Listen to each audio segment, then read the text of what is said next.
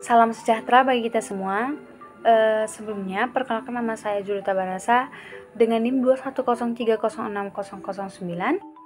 Saya berasal dari Fakultas Pertanian, Prodi Peternakan kelas C, Universitas Sumatera Utara. Nah, di video kali ini saya akan menjawab 5 pertanyaan yang telah diberikan oleh dosen pengampu saya, yaitu Ibu Tati Vidinasari SPT MP. Nah, langsung saja pertanyaan pertama, yaitu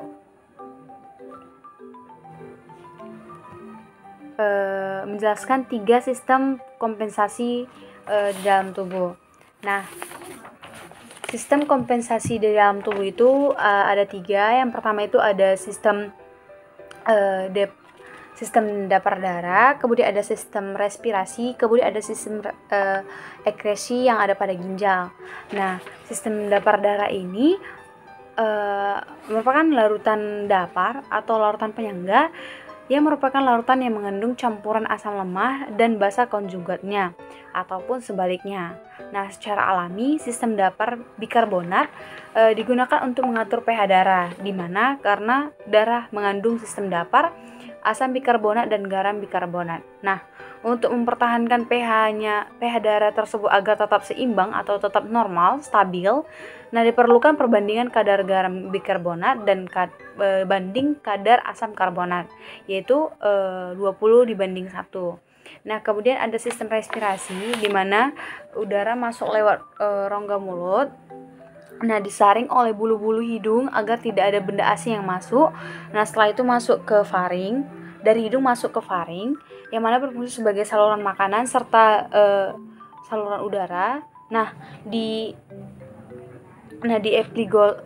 epiglotis terjadi pemilihan pengarahan makanan ke sistem pencernaan, lalu udara terus ke sistem pernapasan. Nah, selanjutnya udara masuk ke trakea yang merupakan percabangan ke bronkus. Nah, setelah itu masuk ke paru-paru, dan setelah itu ke alveolus. Nah, di respirasi ini terjadi pemasukan O2 serta pelepasan CO2 di alveoli.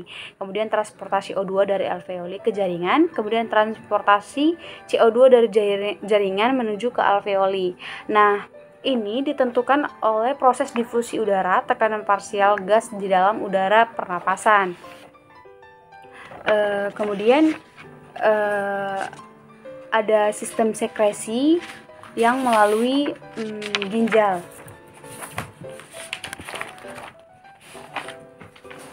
Nah, di dalam sistem ekresi ini, yang mana sistem ekresi ginjal ini berfungsi mengatur garam bikarbonat di dalam darah, di mana mobilisasi ion H+ di tubulus proximus dengan reabsorpsi Na+. Kemudian terjadi pertukaran antara sekresi ion H+ yang ada di tubulus ditukar menjadi Na+. Kemudian membentuk amonia NH4+ yang ada di tubulus di NH+ menggantikan Na+ yang telah terpakai. Nah, kemudian saya akan menjelaskan pertanyaan kedua, yaitu jelaskan secara singkat bagaimana metabolisme air pada tubuh ternak. Nah, sebelumnya saya akan menjelaskan apa sih dulu air itu. Nah, air merupakan senyawa yang memiliki seperti yang kita ketahui, yaitu H2O yang berfungsi untuk penyusun jaringan yang ada pada hewan serta yang ada pada tumbuhan. Nah, di mana air dibedakan menjadi ekstraseluler dan intraseluler. Yang mana ekstraseluler ini berada pada luar sel seperti urin. Kemudian intraseluler ini di dalam air hampir 50% dari bobot ternak. Di dalam bobot tubuh termasuk ternak.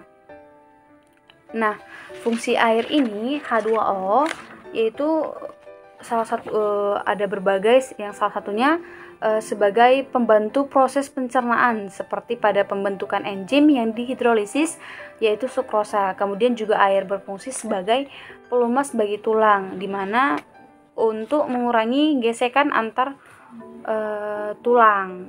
Nah, ada fungsi sistem metabolisme itu yang pertama itu air yang diminum ternak masuk dalam mulut. Nah, setelah dari ke dalam mulut menuju ke saluran pencernaan.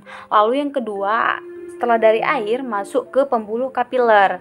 Nah, di pembuluh kapiler ke dalam darah yang akan dialirkan ke seluruh tubuh ternak. Kemudian setelah itu masuk ke tahap 3, yaitu air membantu jantung memompa darah ke seluruh tubuh. Nah, saat air yang ada sampai air masuk ke paru-paru ternak, disitulah terjadi pertukaran antara oksigen dan karbon dioksida. Kemudian selanjutnya setelah jantung, proses selanjutnya yaitu terjadi pada hati ternak. Nah, di tahap inilah air akan membantu proses metabolisme seperti karbohidrat, lemak, dan protein. Nah, kemudian yang terakhir itu proses yang terakhir yaitu air menuju ke ginjal ternak, di mana di tahap ini air membantu ginjal pada ternak dalam proses penyaringan zat sisa untuk dikeluarkan bersama urin pada ternak tersebut. Kemudian masuk ke pertanyaan ketiga, yaitu dari manakah sumber air pada tubuh ternak. Nah, sumber air pada tubuh ternak, ya yang pertama itu agak asing ya, terutama yang pertama itu yaitu ya air minum, dimana air minum ini dikonsumsi ternak secara langsung. Misalnya pemberian air minum satu hari satu kali apabila ternak tersebut merasa kehausan. Yang kedua itu air yang terkandung di dalam pakan hijauan ternak, terutama di bagian pakan hijauan ternak. Nah, di dalam pakan hijauan ternak pasti ada terkandung air, yang mana pakan tidak selalu kering gitu, pasti ada kandungan airnya. Kemudian ada sumber air metabolik yang terdapat dari molekul kompleks dalam tubuh, yang mana merupakan hasil oksidasi makanan, yaitu hasil metabolisme. Kemudian ada juga air hasil dari polimerasi asam amino yang merupakan buangannya itu berupa air gitu, yang air hasil dari polimerasi. Kemudian pertanyaan sini saya akan menjawab duluan pertanyaan kelima, yaitu faktor-faktor apa saja yang mempengaruhi proses ekresi gitu ya. Nah, faktor-faktor yang mempengaruhi itu yang pertama itu hilangnya air melalui kulit, terkhusus pada misalnya pada mamalia. Nah, melepaskan pakan untuk mengatur temperatur tubuh, di mana jumlah air yang hilang melalui kulit akan meningkat dengan meningkatnya aktivitas tubuh dan temperatur lingkungan. Kemudian hilangnya air melalui ginjal sebagai air seni atau urin. Nah, ini sebenarnya sangat dipengaruhi oleh banyak faktor, seperti pakan yang kadar protein dan mineralnya tinggi akan meningkatkan hilangnya air melalui urin. Nah, di samping itu meningkatnya mineral natrium dalam tubuh akan banyak air yang akan diabsorpsi sehingga menimbulkan oedeman pada otak dan asites. Nah, kemudian hasil akhir dari metabolisme protein adalah urea yang akan menjadi racun bagi saluran kencing.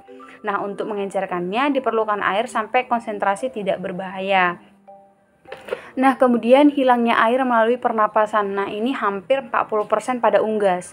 Kemudian ada saluran pencernaan, yang mana bentuk pakan dan susunan pakan memiliki pengaruh. Nah, contoh pakan yang sifatnya pencah yang menyebabkan air banyak keluar bersama feses, yaitu ekresi kotoran.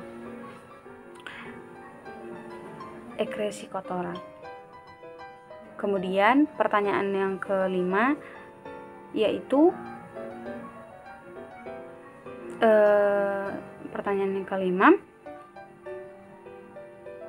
bagaimana cara menghitung metabolisme air.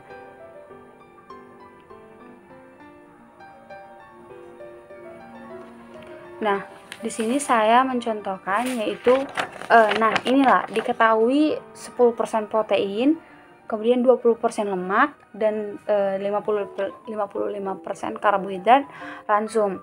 Kemudian yang ditanya berapakah jumlah air metabolik 100 kilokalori 100 kilokalori. Nah, di sini penyelesaiannya 10% protein itu dikali 4 yang hasilnya adalah 40 kilokalori. Kemudian 20% lemak itu dikali 9 yaitu hasilnya 180. Kemudian 55% karbohidrat itu dikali 4 yang mana hasilnya 220. Nah, hasil yang ketiganya tadi akan dijumlahkan. Yang pertama itu kan hasilnya 40. Nah, 40 ditambahkan hasil kedua, kemudian tambahkan hasil ketiga, yaitu 40 ditambah 180 ditambah 220, hasilnya 440 kilokalori. Nah, kemudian 40 kilokalori tadi dikalikan dengan 0,15, yaitu hasilnya 4,2. Kemudian 180 kilokalori dikalikan 0,111 yang mana hasilnya 19,98. Kemudian 220 kilokalori dikalikan 0,1150 yang mana hasilnya adalah 33. Nah, yang ketiganya dijumlahkan senilai 57 air metabolit. Nah, kan yang ditanya bila langsung 1 kilokalori ini, maka berapa air metabolit yang dihasilkan gitu. Jika energi dalam ransum 100 kalori. Nah, maka 40 dikali sebelumnya saya akan memberikan ketentuan 15 yang akan dikalikan 15,0 pada karbohidrat, kemudian 10,5 pada protein, kemudian 11,1 atau pada lemak. Nah, kemudian hasil tadi yang 40, 180, yang 220 dikalikan dengan ketentuannya, yaitu 40 dikali 10,5 yaitu 420, kemudian 180 dikali 11,1 itu yaitu 1998, kemudian 220 tadi dikalikan dengan 15. Yang pertama itu hasilnya 420, kemudian 1998, kemudian 3300 yang jumlahnya 5718. Kemudian 5718 tadi dibagi dengan 440 yang mana hasilnya adalah 12,9. Sekian jawaban saya dari 50 pertanyaan. Saya harap mohon maaf jika ada kesalahan kata atau kurangnya penjelasan. Saya ucapkan terima kasih.